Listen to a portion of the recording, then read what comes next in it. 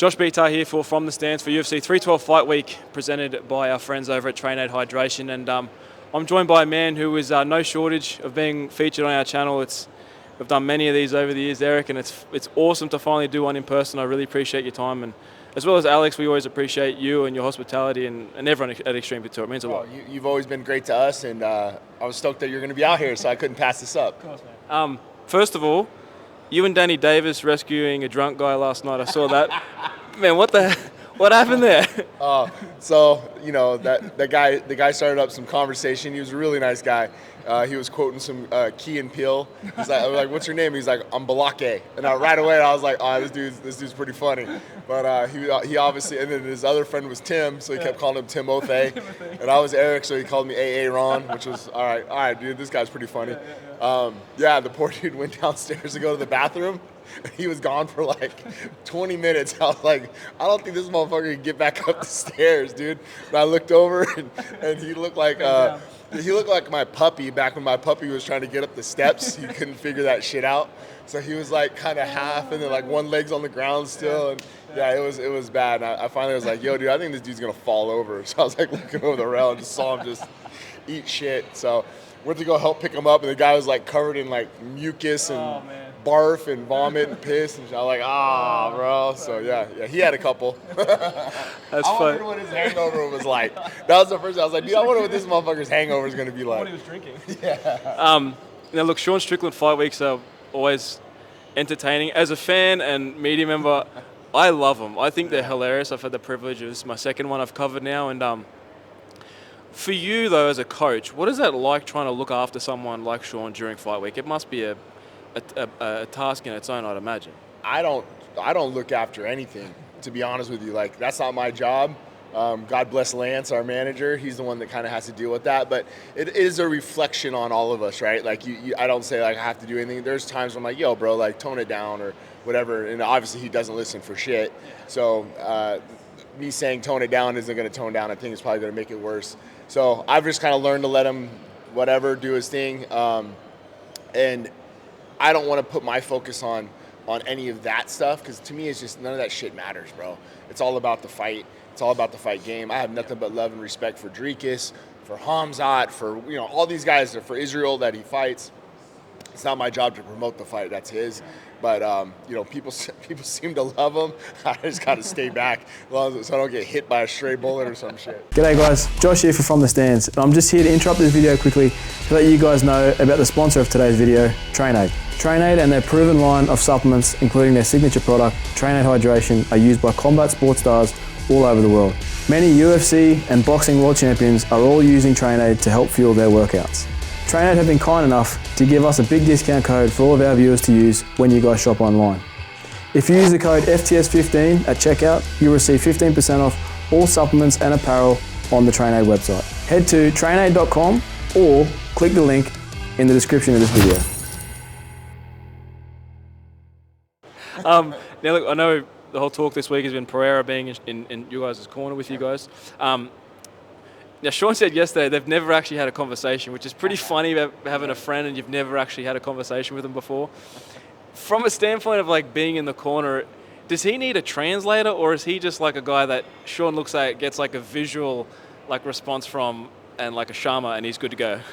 I think people are taking this and overlooking this way too far. We don't, like myself and Danny are going to do all the talking. Alex is going to be in the corner. He'll have a presence. If there's something that he sees just like the last fight, he calmly told to me in my ear. And I can understand exactly what he was asking for. There was things in the last fight that he has the best eyes in the game. One of the best, right? So he's going to see holes. He's going to see things. And he knows what he's going to say in those moments. He told me last time.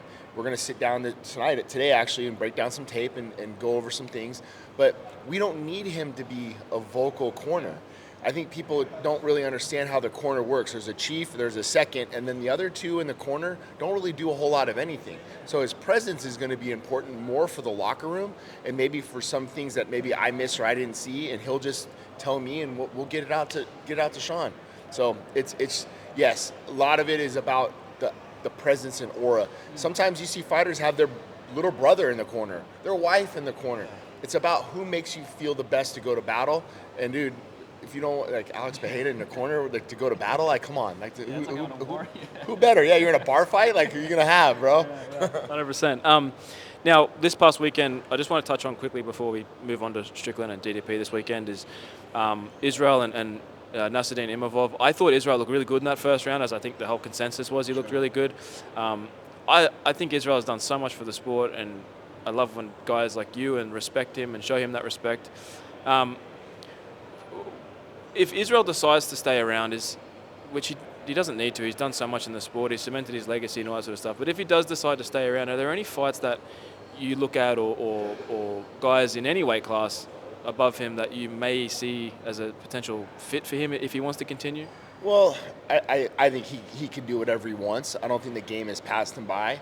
I don't think anything like that. I just think that he's ran into some pretty tough dudes at the top of the top, you know. And look, like it takes a little bit of luck. It takes a little bit of timing. You know, you could have lost one or two of those fights in between those times. All those things kind of matter. But I don't think like watching him fight, the game has not passed him by. He's just fighting hard, tough guys. And in this sport, the game can be so unforgiving at times. You know, I remember when Ige lost 3 in a row, and it was like, you know, close decisions. He wasn't getting the crap beat out of him, but it's like that could be on the other side of that too. You could have won the 3 in a row. So I think really for him, man, I think the sport is better with him in it. I would love to see him continue to keep competing. But let's get some of those like fun, I would say novelty fights, but like I would love to see him versus like MVP. I'd love to see him versus like, you know, a Bullet. You know, like guys that are like maybe like more fun striking scenarios, but take some time off, you know, clear your head, and hopefully he comes back soon. Do you think like that eye poke and the sort of the not taking that time had a big impact on how the fight played out in the end? He knows that more than anybody. But as a coach, when it's happened to our guys, I get like, you know, because it takes away momentum. We saw that happen with Chris Curtis and Kopylov, right? Chris was getting his momentum, and then the eye poke, and then Kopylov immediately was able to recover himself, and then get on Chris right away. You know, so and then when we got in the corner going into round 3, Chris tells me in my ear, he's like, dude, I can't see out of my right eye.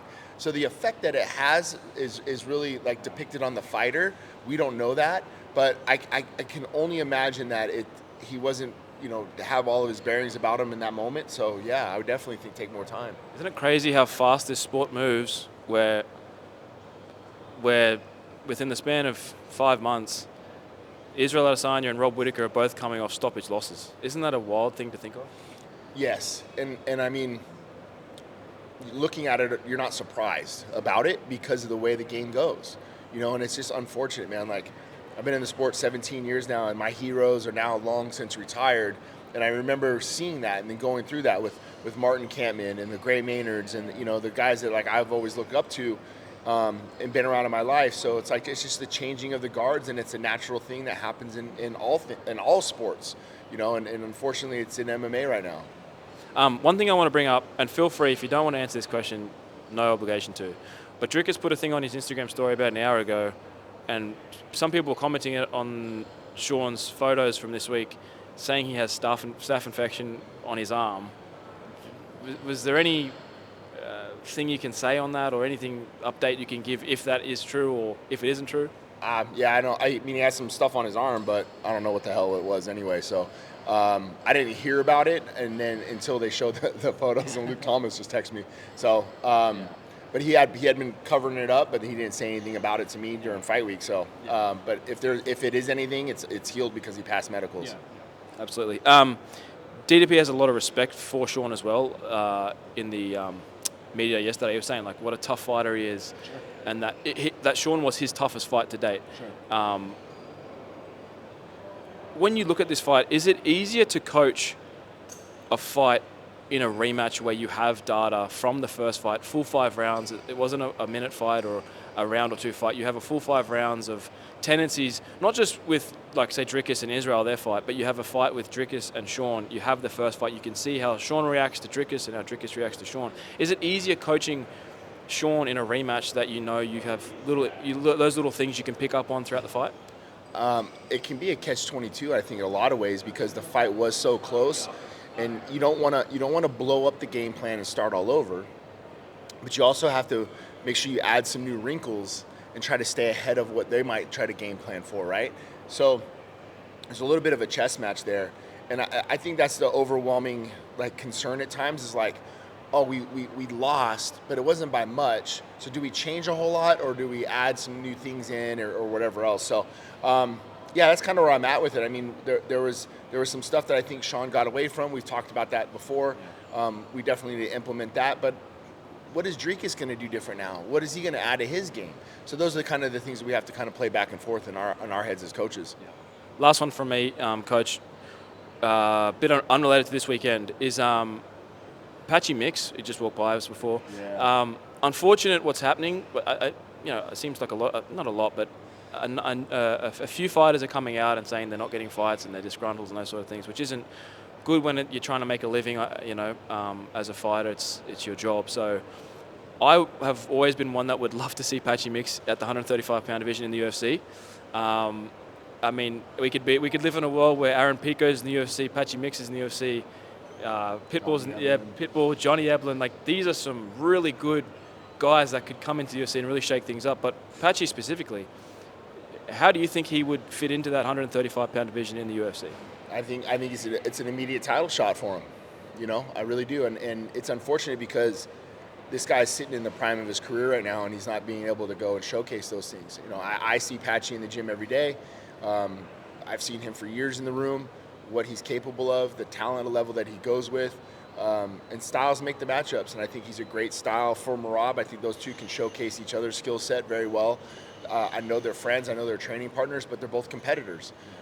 This is not like an Aljo versus Merab set sort of thing, right? They've really trained together a bunch. But, I mean, you can't take that away from a guy who wants to be the best in the world.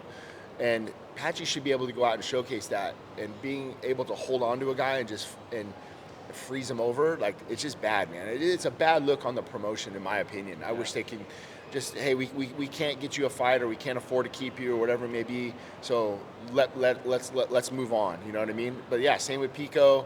I don't know what Johnny's gonna do. All these guys, these guys need to fight, man. It's unfortunate, definitely. But look, Eric, from me and Alex, who's not here today, man, we love you. We appreciate you so much. All the countless, I'd probably be hours at this point over the years you've given us. Means a lot. It means the world to us, man. So best of luck this Sunday. We wish you the best, and we can't wait to see I'm proud of you guys. Seeing your grow up, man. Thank you, brother. Appreciate it, man. Thank you. Appreciate it, man. What was that, back to back? Yeah, back to back, man. We didn't do any awards last year, but so you're still undefeated. So Let's go. appreciate you, brother.